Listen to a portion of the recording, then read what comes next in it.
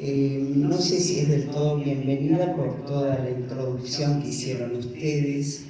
Es una etapa donde se tienen muchos temores, muchos prejuicios. A nivel personal y a nivel social también lo que ocurre es que está asociada o estuvo muy asociada con la enfermedad, con el aislamiento, con el jubilarse. Resulta ser que la gente se jubila, pero no se jubila de la vida, se jubila de su actividad profesional o de lo que ha hecho un montón de años. Pero por suerte creo que este tipo de cuestiones que estamos haciendo hoy y el protagonismo de un montón de gente a partir de los, antes era viejo, a los 60 años. La Organización Mundial de la Salud ya corre esta edad y empieza a hablar de los 65 a los 74 de una prevejez, de los 75 a los 90 de una vejez y de los 90 en adelante una supervejez. En realidad esto de los términos es bastante particular también, ¿no? Porque también nos encastilla y los que vivimos, todos nosotros sabemos que no es una cuestión de tener 40, 50, 70 o 90. Esto es una edad cronológica que si yo le pregunto a toda la gente adulta mayor que está por aquí cuántos años siente que tiene, ninguno me va a decir una coincidencia con su edad cronológica. Tendríamos una edad cronológica y una edad sentida por cada persona. Y estamos siendo una población, los de más de 60, que nos estamos caracterizando por no ser aquellos viejos con enfermedades, sin proyectos, con jubilarse y quedarse sentados en la casa esperando que alguien llame a su puerta para algo o cuidando a los nietos, función extraordinaria pero no la única para esta edad. Y realmente uno ve actualmente al adulto mayor con ganas de hacer un curso, con motivación suficiente. Estamos haciendo una modificación de lo que sería una longevidad un poco como la que pretende Miriam, positiva, muy positiva, ver que la gente vive más años y con una calidad de vida diferente. Es decir, esto debido a también la medicina, la política, un montón de cuestiones, ¿no? Sí, cambios muy dinámicos de los que formamos parte. Y en realidad es interesante lo que decís, porque lo que se van desarmando son esos estereotipos de la abuela tejiendo o cuidando a sus nietos. No sé, tejer y no me gusta, por lo cual, como imagínate, si yo tuviera que comprarme solo con esa imagen, según no tengo nietos, seguramente lo voy a amar, pero no creo que sea mi función ni mi obligación cuidarlo. Entonces, hay que ir construyendo una nueva imagen de la abuela y del abuelo, el abuelo sentado dándole de comer a las camitas necesariamente. Claro, en realidad la abuelidad es una de las funciones maravillosas de esta edad y es algo extraordinario y es un privilegio vivirlo. Ahora el hecho es que la gente en épocas anteriores se centró en como que era la única función. Incluso el abuelo se convierte con alguna terminología medio fuerte en el abuelo esclavo, que en realidad no tenía muchas ganas de cuidar al nieto. Es decir, esto del cuidar al nieto de manera ideal, donde jugamos con el nieto y un montón de cuestiones, bueno, no todo el mundo lo vive así, ¿no? Y al ser docente de cursos para adultos mayores, he tenido oportunidad de ver muchos hijos que le piden a sus madres y a sus padres que le cuiden al chico en el momento que tienen clase, y bueno, y se niegan estos adultos mayores, les dicen no, tengo que ir a clase. Bueno, esto de los derechos extraordinarios de cualquier persona, ¿no es cierto? Pero es que antes el adulto mayor no decía que no. Y esto le originaba también todo lo que no produce satisfacción, lo que está dado por presión, ¿no? Lo que presiona al adulto mayor lo enferma. Es decir, hay una correlación entre el disfrute del adulto mayor y lo que hace porque, bueno, no tiene más remedio. Se llena de remedios. Cuanto más pueda disfrutar el adulto mayor, de ese abuelajo, por supuesto, pero que no sea una imposición, que tenga sus tiempos para otras actividades. Porque resulta ser que también es una época de la vida donde los tiempos son completamente diferentes a los que teníamos con hijos chicos, con hijos adolescentes.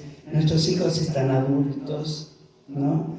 Ya no dependen de nosotros. Entonces, es interesante esto de un cambio de rol que pueda hacer el adulto mayor, porque acá también toda esta problemática no depende solamente de lo social, de lo cultural, depende también de cada adulto mayor. No podemos tratar a nuestros hijos como si fueran adolescentes, los que tenemos hijos adultos. Tenemos que haber hecho un cambio de rol. Ya no le podemos decir, ponete el pullover porque hace frío. En realidad hay algunas madres que lo siguen diciendo, pero esto indica no he podido cambiar el rol con mi hijo.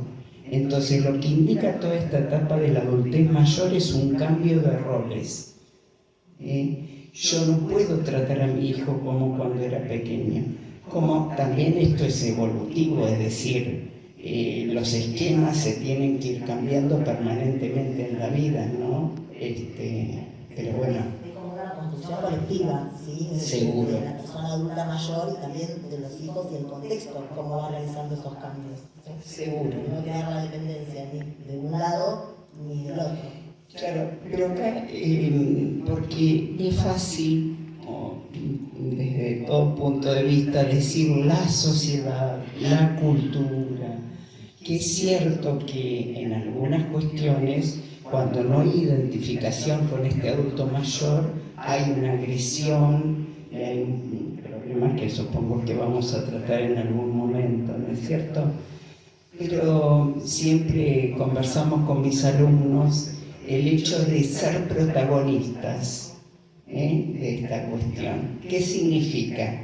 Es decir, ¿quiénes formamos la sociedad y quiénes formamos la cultura? Todos nosotros. Entonces está fácil, porque al ser humano le es más fácil echar la culpa para afuera. La sociedad tiene la culpa, la cultura tiene la culpa, me están tratando de esta forma. ¿Qué estoy haciendo yo, adulto mayor, como para que el joven que está hoy aquí me mire y diga, qué bárbaro, a ver, si yo llego ahí a los 70 años y estoy así, a ver, ¿por qué no podemos ser espejos de estas generaciones que siguen? ¿Por qué? Evidentemente estamos dando una imagen que los chicos no quieren ver, Entonces, creo que es un juego permanente de uno como adulto mayor y del joven como tal, un intercambio permanente. Es una construcción, como decís vos, los vínculos se construyen. Eso es importante también. Ninguna vejez, todas son distintas, ¿sí? Pero dependieron de la construcción de toda una vida. No hay vejez inventada. Entonces, me parece que también es esto de cómo vamos construyendo una vida, cómo el joven de hoy tiene que pensar que por ahí va a vivir hasta los 90, cosa que nosotros no pensábamos tanto, ¿sí? ¿Para qué lo tiene que pensar? Y lo tiene que pensar para prepararse, para anticiparse a esta cuestión, ¿sí? Nosotros no tuvimos esa ventaja, De todos modos, siempre, bueno, hay una previsión en la vida y demás, pero bueno, ahora es muy evidente que la gente va a vivir muchos años. Entonces, cuanto mejor se vivan, y si hay una preparación previa, una política que ayude, un montón de cuestiones, bueno, entonces creo que es un combo interesante como para tratar, ¿no? Vos hablas de preparación, pero ¿qué pasa cuando no hay aceptación de esa etapa que uno tiene que transitar? Porque es la vida misma, ¿no? Mira, a mí me gusta pensar esto desde los dos extremos del afecto, que son el amor y el odio. En el mismo torrente afectivo están las dos cuestiones. ¿Qué pasa cuando se da la parte del amor? Bueno, con todos los gradientes, ¿no? Intermedios. Te digo amor y odio como para ejemplificar. Cuando no se le puede tener amor a un adulto mayor es porque no me puedo identificar con ese adulto mayor, ¿sí? Entonces, cuando no hay identificación, nos vamos al odio. Y acá viene toda la parte de agresión al adulto mayor, que también hay agresiones muy simbólicas, por decirlo de alguna forma, que se pueden dar a nivel familiar, a nivel institucional, a nivel de caminar por las calles que están rotas todos los días, o de no poderse subir a un micro porque en realidad no se acerca al cordón. Es decir, hay agresiones desde muy sencillas en una familia. Conozco el caso de una persona que le cobra el sueldo a un adulto mayor y hace con ese dinero lo que quiere. Es decir, el adulto mayor estaría en condiciones hasta de cobrarlo, no se lo ha pedido. Hay hijos que piden que hay padres que piden que los hijos les cobren el sueldo. Está fenómeno, pero bueno, hay otros que no. Entonces, a nivel familiar hay mucho tipo de agresión por allí, cuando no hay un respeto hacia este derecho que por supuesto tiene el adulto mayor.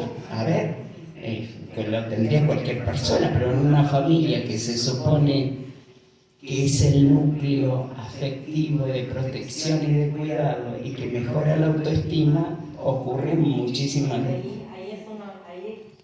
Directamente esta violencia lleva a que a la pérdida de autonomía funcional sea el comienzo del deterioro. Exacto. Está totalmente comprobado. Exacto. Ese cuidado lo estoy participando. Exacto. Bueno, pero acá es esta otra cuestión.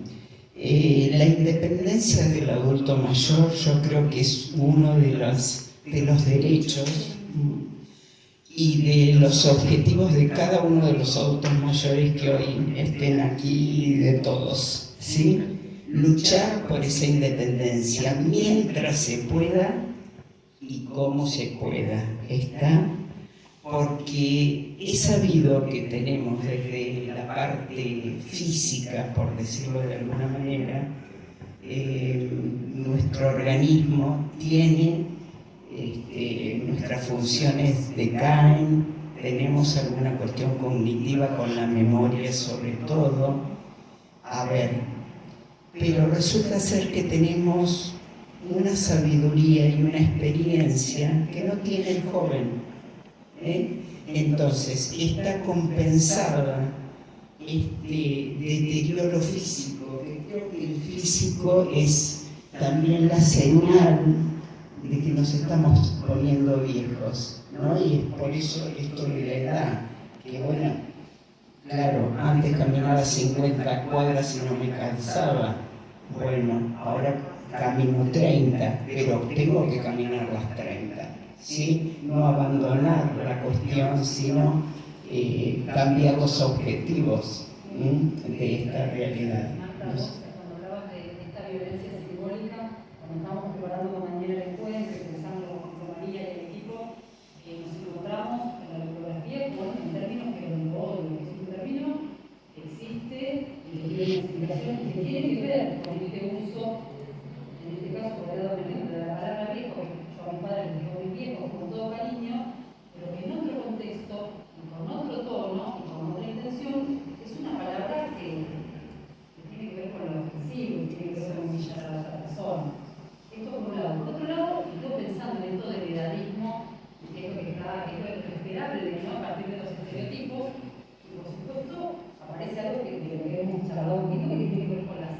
sexualidad. ¿Qué nos puedes contar ahora? Bueno, uniendo tus dos cuestiones, sería un viejo verde por allí o una vieja loca, así que ahí tenés la unión de la parte de sexualidad y la parte de la cuestión vieja. En cuanto a las palabras, es esto. Yo digo mi viejo querido, y lo estoy diciendo desde un lugar espléndido, y no creo que a mi viejo le caiga mal esta cuestión. Pero puedo decir mi hijo de M, apúrate de cruzar la calle, y ahí lo estoy agrediendo, lo estoy ofendiendo. En cuanto a la sexualidad, creo que sería importante hablar de genitalidad y diferenciarla de la sexualidad. ¿Qué significa?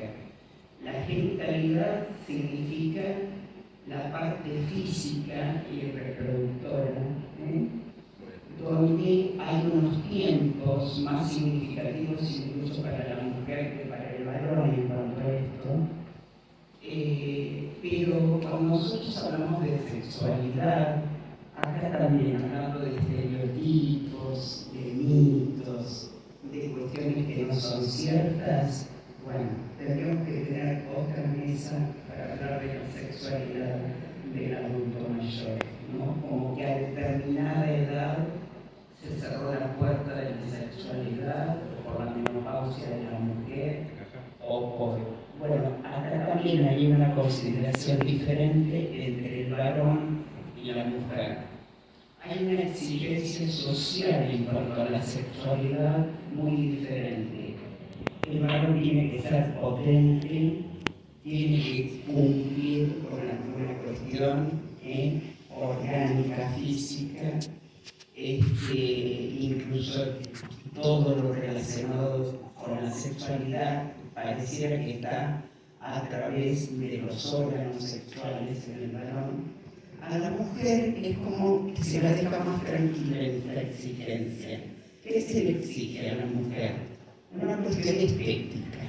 A ver, tiene que estar, es un momento evolutivo donde el cabello se pone blanco, donde la piel se pone más fina, se mancha, un montón de cuestiones. Entonces, es la desesperación de la mujer por lograr una juventud muy apreciada. Incluso en la sexualidad suele culparse la mujer cuando en realidad su pareja no responde porque está vieja, porque está fea, porque su cintura ya no se nota, hasta tenemos este bagaje de cuestión, ¿no? Entonces, entender que la sexualidad es expresión de una parte esencial de la vida, que es el amor. La sexualidad abarca la genitalidad, pero abarca muchísimas cosas. Entonces, pensar al adulto mayor, ¿por qué no puede ser tocado, acariciado, donde quizás la relación, quizás no, seguro la relación sexual no es como a los 20 ni como a los 40, porque tiene 70, porque tiene 80, pero hay otras formas, hay otra intensidad, y en realidad le garantizamos al adulto mayor que no se niega a esta sexualidad también hay mucha problemática desde lo personal. Le damos la oportunidad de disfrute en una autoestima. Una de las cuestiones básicas del adulto mayor es, bueno, ¿para qué sirvo ya? ¿No? Y cuando la persona puede funcionar desde la sexualidad de manera sana, lo que ocurre es que su autoestima se eleva de una manera extraordinaria. La gente vive más tiempo y de mejor forma. Me parece. Excelente, me encanta, no sé ustedes, pero la escucho y digo, qué lindo escuchar a alguien que habla con los términos que hay que hablar y como hay que hablar, como que les diga calzón quitado, pero para que se entienda de una vez por todas, porque, bueno, yo tengo 40 años, soy soy joven, siempre digo, pero tengo 40, pero no soy joven. Y es verdad que las generaciones anteriores han vivido mucho más reprimidas, han tenido que reprimir, por eso tantos abuelos que hoy no le pueden decir a un hijo, no, no te lo cuido al nieto porque soy mala abuela. Y de repente no toca el tema sexualidad. ¿Y por qué no? Si nacemos y ya nos interesa. Entonces escucharnos y ver que se viene una nueva cosmovisión en cuanto a lo que es la adultez mayor, digo, qué bueno lo que me va a esperar. Y tengo ganas de poder querer vivirlo. Vos dijiste algo interesante. La sexualidad es algo con lo que el individuo nace y se muere. La sexualidad no se termina. Somos seres sexuados. Esto se construye a lo largo del tiempo como cualquier otra cuestión, ¿no? Y bueno, y está también con discursos moralistas o discursos prejuiciosos, esto de que el adulto mayor no puede tener sexo. En las instituciones, cuando la gente es internada, se lo separa bien las mujeres de los varones, ¿no? Y he conocido algún caso de alguna pareja que se formó en una institución y los hijos no permitieron que los pusieran juntos. Entonces, acá vemos que viene toda una cuestión de creer que porque uno es mayor no puede disfrutar y gozar. El deseo no se termina. Cuanto más deseante sea el adulto mayor, no solamente para la sexualidad, todo lo que le produce placer, cuanto más ese deseo esté en juego, más sano es, menos medicación tiene que tomar y menos enfermedad va a haber. Bien, vamos por eso, vamos por el placer. Bien, vamos por el placer. Yo creo de eso, vamos por el placer. A la gente que está conectada a través de las redes, como por ejemplo YouTube o Facebook, les quiero contar que estamos conectados a través de una línea de WhatsApp, que es el 291 46 22 050, 291 46 22 050, así que nos pueden mandar consultas, comentarios, todo lo que quieran. Mientras tanto, si alguien del público presente quiere hacer alguna consulta a Marta Álvarez, más que después aparte ya saben que ella no tiene pelos en su lengua, así que por favor acá no queremos que si alguno quiere hacer alguna pregunta o compartir alguna experiencia, bienvenido sea. Arranco yo, Yo le quería preguntar a Marta, el un poquito en el dijo cómo ella le gustaría llegar a envejecer. Bueno, ¿cómo pensar una actividad positiva? Yo creo que cada uno tendría que pensar la suya. En realidad, en psicología, ustedes deben haber escuchado mucho el caso por caso. En realidad, acá hay un envejecimiento particular en cada uno de nosotros. Sin embargo, podemos pensar en esta cuestión participativa del adulto mayor, en una situación comprometida del adulto mayor. Hay un autor en psicología que dice que en realidad nos agrada hacer lo que hacemos bien.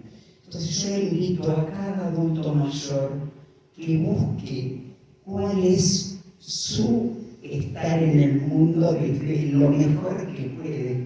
Si le gusta tejer, bueno, tejer.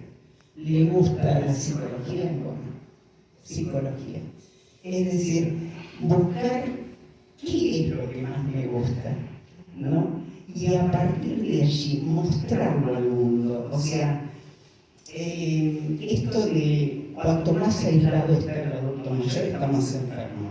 Entonces, el hecho de la interacción, fíjate todo esto de los cursos, del PAMI, donde hay una socialización, donde la gente se junta, se hace amiga, se va de vacaciones, o sea, ¿cómo se puede pensar al adulto mayor? Se lo puede pensar muy sociable, tiene otros tiempos, puede estar con sus amigos toda una tarde, a ver cuándo podríamos estar de jóvenes con nuestros amigos, por ejemplo. La solidaridad es típica también del adulto mayor, esto de ser solidario. Hay que entender que en la vida somos con el otro, ¿no?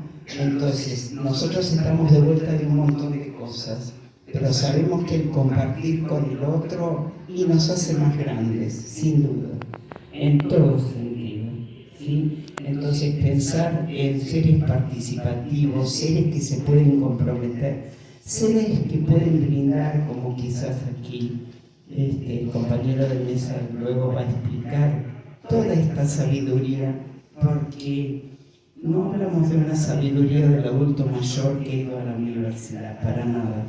Hablamos de la sabiduría de vida. Si la puede poner en práctica y el joven la puede aprovechar, a ver, acá se daría una dinámica extraordinaria. Pero hay que estar dispuesto como adulto mayor a mostrarlo, a abrirse, ¿sí? Y tiene que estar dispuesto el joven también a vernos, porque se habló de la palabra gerontodio y no terminé algo. Lo peor no es tanto odiar al adulto mayor, que es grave, sino es la indiferencia al adulto mayor. Por mucho tiempo estuvo invisible el adulto mayor. Entonces es mucho más grave esto que odiarlo. Por lo menos si lo odias, tenés alguna acción, ¿no? No es que haya que llegar a este extremo, pero digo, pero para que nos vean hay que mostrarnos. Entonces yo creo que hay como una cuestión dialéctica recíproca, es decir, también el adulto mayor se tiene que animar, tiene que innovar, a participar, ser creativo. A ver, muchísimas veces decimos en los cursos, las propuestas de los cursos de los jóvenes que son infinitas. Uy, no, ¿qué voy a hacer una huerta a esta edad? A ver, resulta que hacen el curso de huerta y se vuelven locos.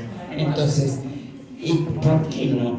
¿Por qué no probar algo que no probé en mi vida? Por ahí descubro esto que dice este autor, que me encanta hacer una huerta y me puedo, dedicar mucho tiempo de vivir.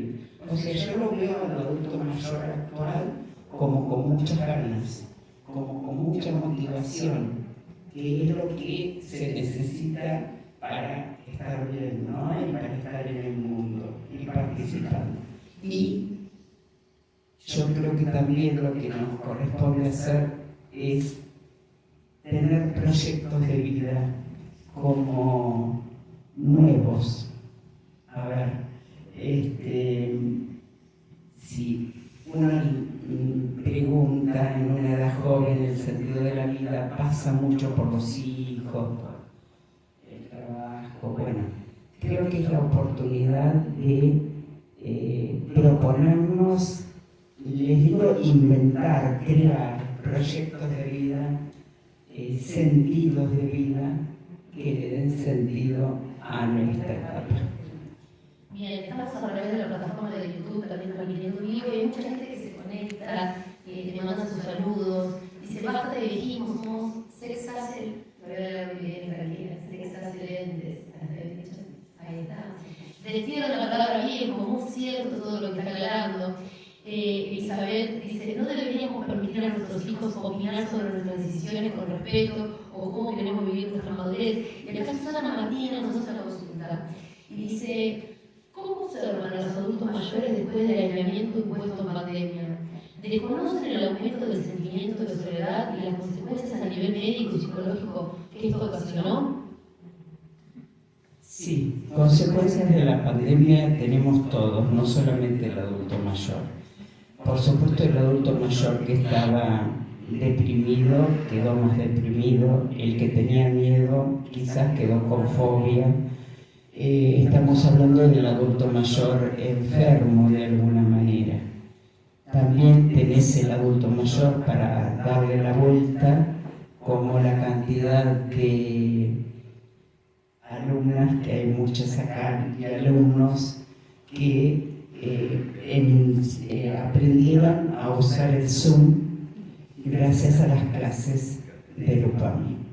Así que también están los adultos que a pesar de las depresiones, a pesar del aislamiento, a pesar de estar mal en toda esa época, porque bueno, la humanidad estuvo mal, pero fíjense que no estaríamos acá los adultos mayores si no hubiéramos podido salir algunos bien. Yo creo que enfermó al que más enfermo estaba, pero a los otros, como tuvo que hacer un cambio de hábitos, en realidad fuimos creativos y tratamos de salir adelante con otras actividades, con otras cuestiones, ¿no?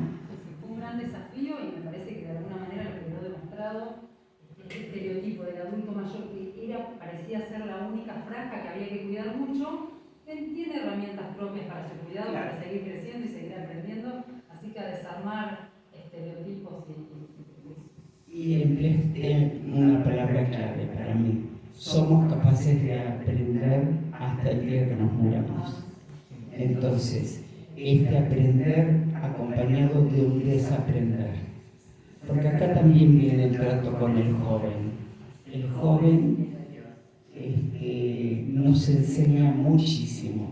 Nosotros, si podemos captar esa cuestión, nos enseña mucho. Yo creo que nosotros al joven también, pero nos enseña sobre todo que hay una realidad a la cual no nos tenemos ni que negar, y como siempre digo yo en clase, al menos ponerle un signo de interrogación a nuestros esquemas de conocimiento.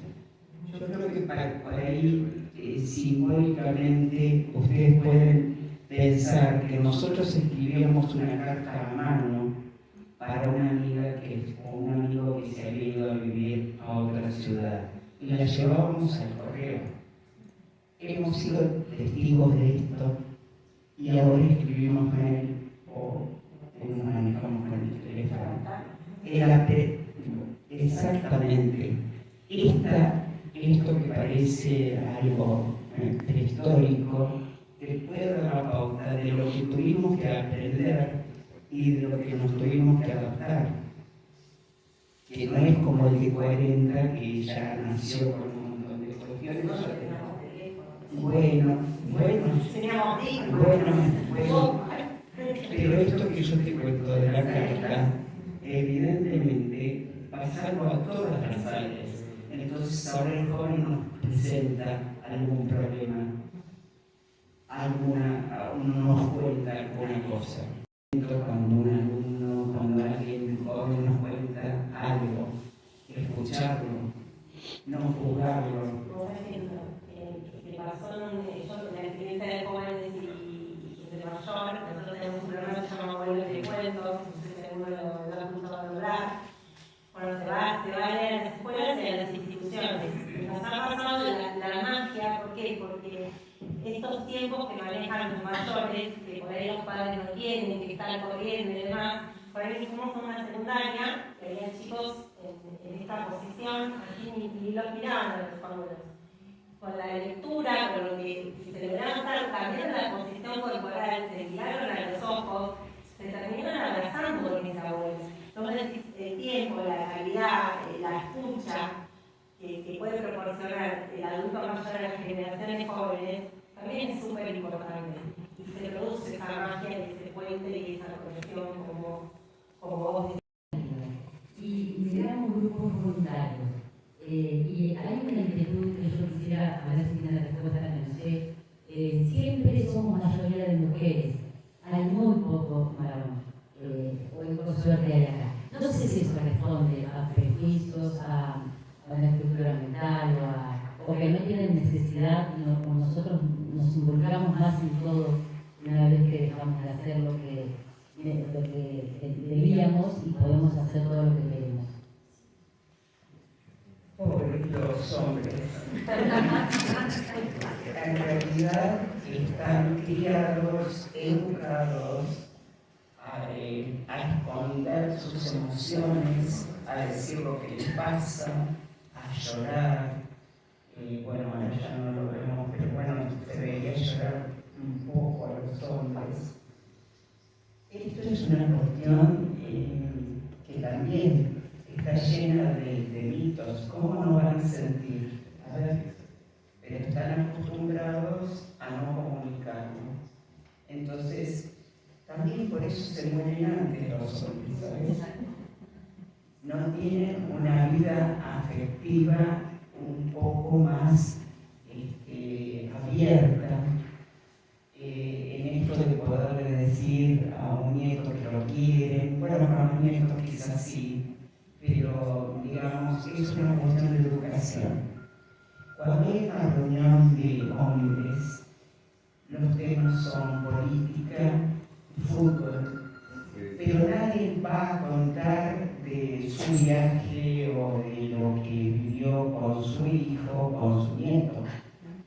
El tema que predomina es otros temas que se podrían decir superficiales, creo que ustedes me entienden. ¿Qué nos pasa en un grupo de mujeres? Yo a estas mujeres no las conocía. Cuando me llamaron a la reunión, en media hora creo que nos habíamos contado la vida. Es decir, tenemos una posibilidad de confianza con el otro y sobre todo si es mujer, ¿no? Aunque, bueno, a mí me pasa en cualquier negocio con varones también, pero más chicos.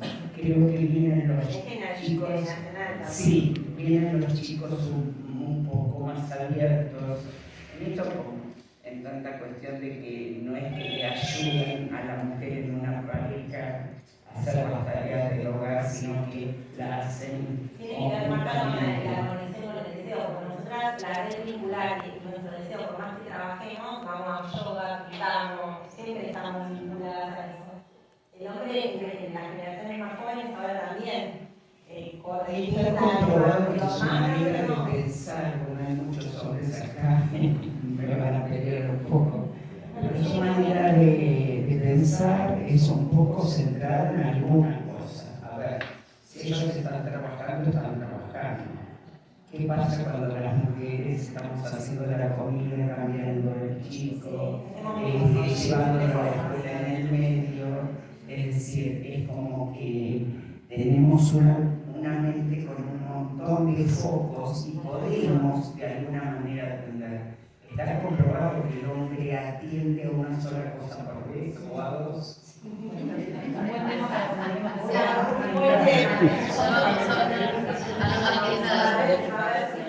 Bien, antes de culminar y ya darle paso a Ángeles, tenemos la última consulta del público. ¿Quién tiene el link? Sí. Ahí está. Mi inquietud pasa por aquellos adultos mayores que no se acercan, por ejemplo, a las nuevas tecnologías, no tratan de desarrollar, digamos, esto que estamos poniendo alta. ¿Cómo se puede hacer para llegar a ellos? Porque es una inquietud que tenemos los que estamos en centros de jubilados, o trabajando de alguna manera en sociedades de fomento. Y entonces a mí se me ocurría que, como para que lo podamos pensar, que habría que relacionar más intergeneracionalmente, vale decir, así como las universidades han abierto a los adultos mayores a través de estos talleres y bueno, de otras actividades, ¿de qué forma se podría hacer algo como para que los adultos mayores pudieran relacionarse con los jóvenes y los jóvenes a su vez pudieran ir a esos centros de jubilados o bueno, u otras instituciones en donde pudieran dar algún tipo de formación, por ejemplo en la formación que manejo de celular, el manejo de tecnología, ¿no? Si se podría pensar en implementar algún tipo de organización para eso. A mí me parece que es algo que se podría lograr. Necesito recordar a un programa que hay en España donde los jóvenes van a vivir con adultos mayores que están solos y le prestan, o sea, el adulto mayor le presta su casa, digamos, no tiene que pagar alquiler, el chico que viene a una ciudad nueva a estudiar y demás, o sea, le alivia una cuestión económica importante. No es que tenga que ser el enfermero de la persona mayor, nada que ver, esto está muy supervisado y demás. Y este chico colabora con el adulto mayor, por ejemplo, en la cuestión de la tecnología.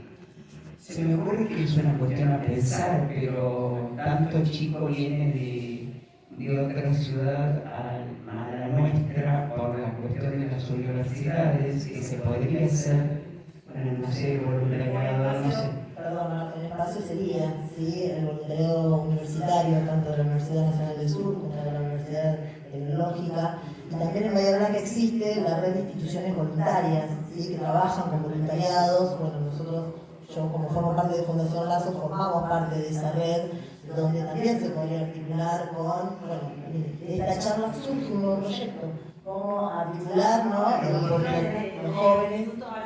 Ahora la pandemia estamos empezando a salir, una de las propuestas, que ya vamos a empezar mañana, es ir a los centros de jubilados, ir con el celular, que todos lleven su celular, cómo conectarse, cómo bajar la app, porque ahora en Bambi se puede hacer muchos trámites, y hacerlo práctico, llevar casos prácticos para que la gente practique en su celular cómo hacer trámites. Por ejemplo, el carnet directamente ya lo tenés en el celular, no tenés que andar con el papelito, con el recibo de cobro.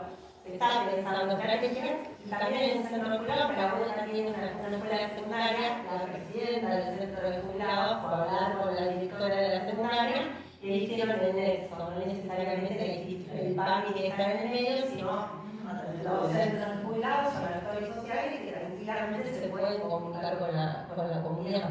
Claro, generar además propuestas que sean para ambas partes atractivas, porque esto es muy importante. No centrarnos solo en la necesidad de una sola de las partes. Aprovecho para hacerte la primera pregunta que teníamos pensada, Ángel, que es